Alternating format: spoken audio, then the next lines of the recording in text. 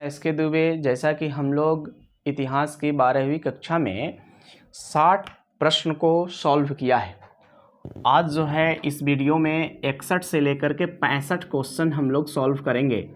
और इस 5 क्वेश्चन में हम लोगों को एक ही तरह के क्वेश्चन देखने को है जो अकबर से संबंधित है। इसमें अकबर का भूमि का वर्गीकरण, फिर आपका नेक्स्ट क्वेश्चन है भू राजस्व व्यवस्था, तीसरा नेक्स्ट क्वेश्चन है कर निर्धारण प्रणाली,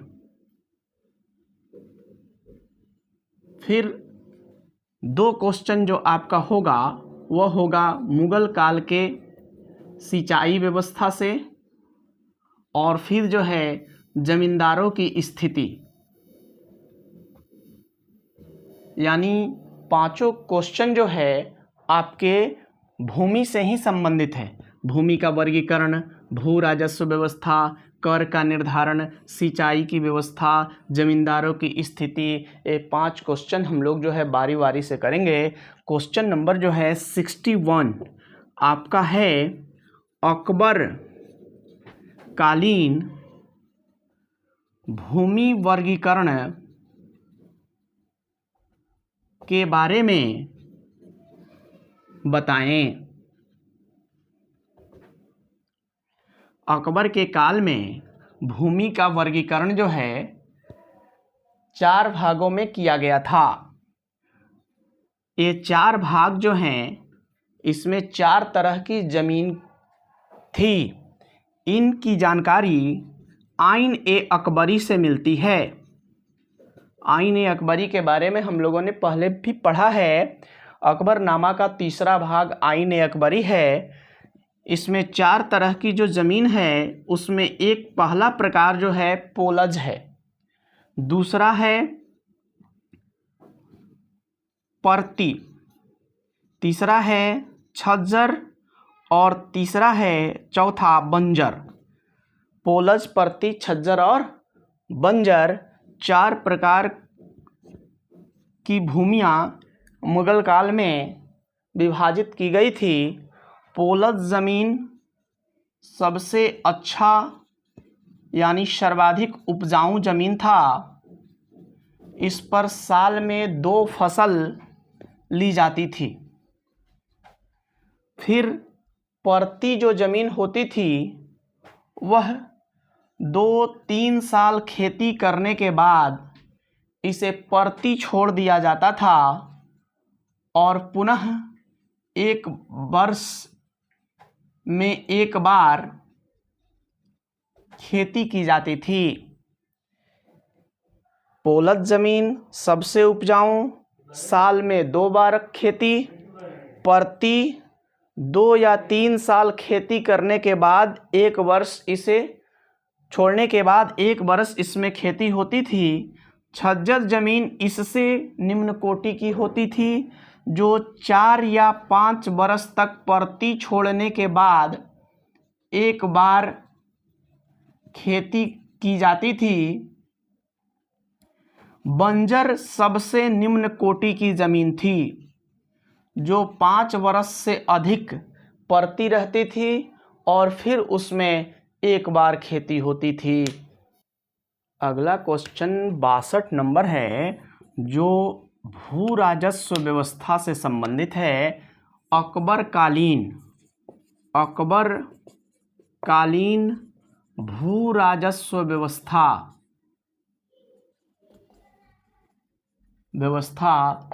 से आप क्या समझते हैं?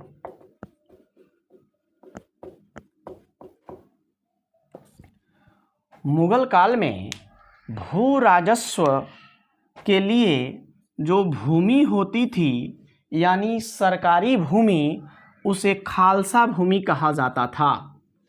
सरकारी भूमि को खालसा भूमि कहा जाता था। 1563 ईस्वी में एतमाद खां को खालसा भूमि की देख रेख के लिए नियुक्त किया गया था। फिर 1564 ईस्वी में मुजफ्फर खां को दीवान बनाया गया। मुजफ्फर खां को दीवान बनाया गया और इनके सहायक टोडरमल बने। फिर 1569 ईस्वी में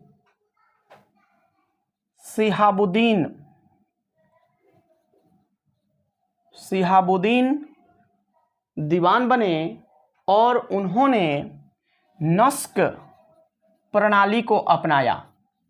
भू राजस्व में एक प्रणाली नस्क प्रणाली आई, जिसमें मोटे तौर पर पैदावार का आकलन कर भू राजस्व लिया जाता था। फिर 1570-71 में टोडरमल, जो मुजफ्फर खां के सहायक थे, टोडरमल दीवान बने।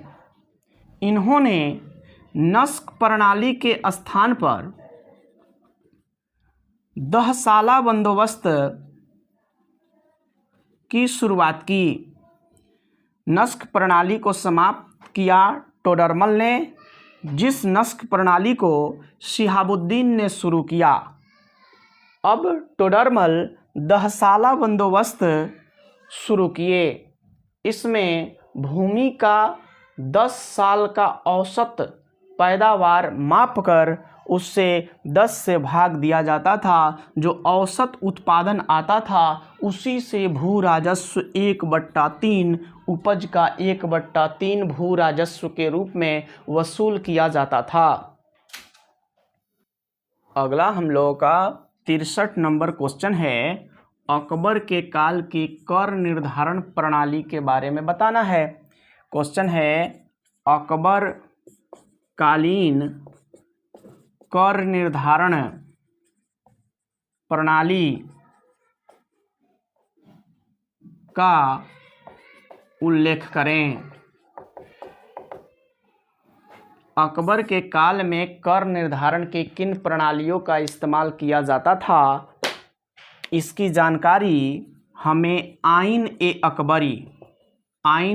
अकबरी से मिलती है। आइन ए अकबरी में कर निर्धारण की 3 प्रणालियों का चर्चा किया गया है। ये 3 प्रणाली हैं।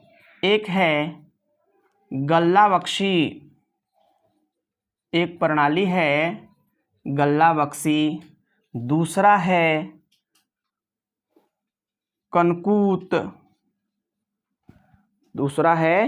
कनकूत और तीसरा है जब्ती। गल्ला बख्शी के अंतर्गत जो है 3 तरह से कर का निर्धारण किया जाता था। एक होता था खेत बटाई, दूसरा था लंक बटाई, इसका तीसरा प्रणाली गल्ला बख्शी का रास बटाई। खेत बटाई में किसान शासक को खेत में ही उपज बांट देता था, यानी अपना हिस्सा काटकर बाकी हिस्सा छोड़ देता था। लंक बटाई में खेत से फसल काटने के बाद खलिहान में सरकार को राजस्व दिया जाता था, जबकि रास बटाई में खलिहान में लाकर उससे भूसा निकालकर अनाज बांटा जाता था। इस प्रकार की बटाई गल्ला बख्शी या बटाई भी कहते हैं। इसको बटाई भी कहा जाता है। दूसरा है कनकूत, इसको हम लोग नस्क प्रणाली के नाम से जानते हैं। नस्क प्रणाली में अनाज के पैदावार की मोटे तौर पर आकलन किया जाता था। आकलन के बाद इसके कर का निर्धारण होता था, जबकि जब्ती जो है वह नगद होता था। इसमें प्रति बीघा प्रति वर्ष के हिसाब से लगान निर्धारित किया जाता था। इस प्रकार अकबर कालीन कर निर्धारण की जानकारी आईने अकबरी से 3 विधियों की पता चलता है गल्ला बख्शी, कनकूत और जब्ती, जो इस प्रकार है। अगला क्वेश्चन है 64 नंबर। मुगल काल में सिंचाई व्यवस्था का उल्लेख करें। मुगल काल में सिंचाई की क्या व्यवस्था थी, इसका उल्लेख करना है। जैसा कि यह क्वेश्चन हम लोगों का मुगल काल की सिंचाई व्यवस्था से संबंधित है। मुगल काल में सिंचाई व्यवस्था में जो है कुओं तथा नहरों का इस्तेमाल किया जाता था। इसके माध्यम से व्यापक पैमाने पर सिंचाई होती थी। नहरों का जाल जो है फिरोज शाह तुगलक ने भारत में नहरों का जाल बिछाया था, जो तुगलक वंश के एक शासक हैं। रही बात, कुओं में रेहट का प्रयोग किया जाता था, जिससे सिंचाई का कार्य होता था। बाबर ने भी इस रेहट के प्रयोग का चर्चा अपने पुस्तक बाबरनामा में किया है कि दीपालपुर और लाहौर में लोग सिंचाई के लिए रेहट का प्रयोग करते थे।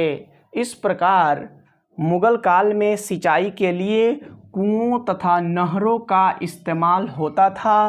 कुओं में रेहट का उपयोग और रेहट की चर्चा बाबर ने अपनी आत्मकथा बाबरनामा में किया है। नहरों का जाल फिरोज शाह तुगलक ने बनवा रखा था पहले से। इस कारण से मुगल काल में भी नहरों के द्वारा सिंचाई व्यापक पैमाने पर होती थी। नेक्स्ट क्वेश्चन हम लोगों का 65 नंबर है, जो मुगल काल के जमींदारों की स्थिति के बारे में पूछा गया है। क्वेश्चन है, मुगल काल के जमींदारों की स्थिति का परिचय दे। मुगल काल में जमींदार भूमि के ऐसे स्वामी होते थे जिन्हें कुछ गांवों के कर को वसूलने का अधिकार था, लेकिन ये स्वामी वंशानुगत तो होते थे, लेकिन भूमि पर इनका पूर्ण अधिकार नहीं होता। ये भूमि किसानों की होती थी, जिससे राजस्व वसूलने का अधिकार इन जमींदारों को प्राप्त था। जब तक किसान राजस्व को देते रहते, तब तक किसान की ही जमीन होती थी। इस प्रकार एक माध्यम जमींदार था जो किसानों से राजस्व वसूली करके मुगल शासकों को पहुंचाता था। इस प्रकार हम लोगों का जो है 65 क्वेश्चन पूरा हुआ। अगले वीडियो में हम लोग 65 से 70 क्वेश्चन देखेंगे।